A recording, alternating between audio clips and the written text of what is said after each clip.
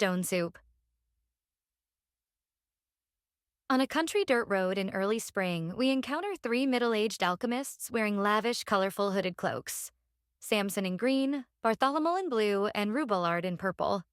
They're weary travelers hoping to find refuge in a nearby village. Samson. It grows dark soon. Bartholomew. Aye. Though a village lay ahead of us, if we keep pace, we can make it by nightfall. Ruballard. Oh, pray this be a fruitful village. I am so very weak of hunger. As they approach the village, their hopes are dashed. The scene before them is one of abject poverty. Sickly animals, barren fields, and not a soul in sight. The alchemists discuss their predicament, realizing that even their meager coins might be useless here.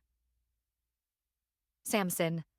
Even with all the coppers in our pouches, I fear the people of this village incapable of sparing even the weest drop of mead, if such a thing is even to be had in a place such as this. The alchemists, driven by hunger and cunning, devise a plan.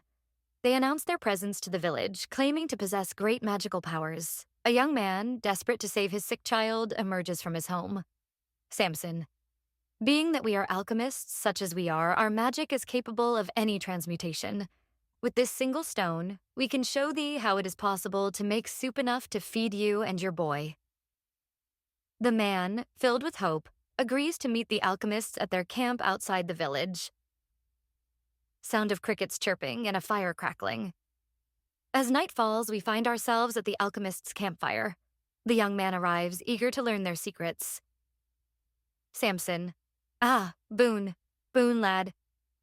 He gestures a wave over to the frail, brave villager who nods and does as he is asked, going over and sitting beside Samson on a log. Samson and the village man watch as Bartholomew throws a few more logs into the fire. Bartholomew, I shall return.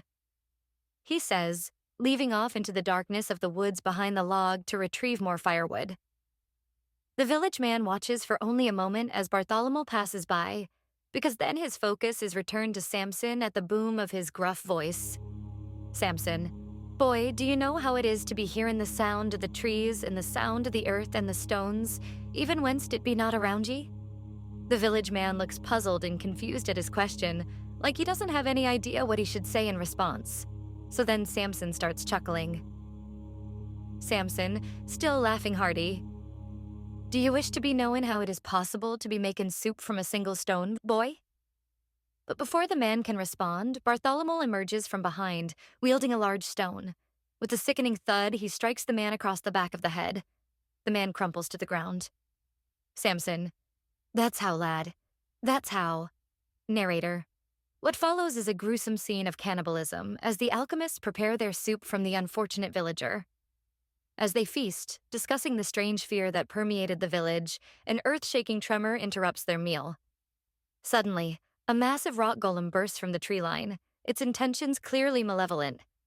In a terrifying turn of events, the golem devours Bartholomew whole, rips Ruballard in half, and finally catches Samson in its stony grip.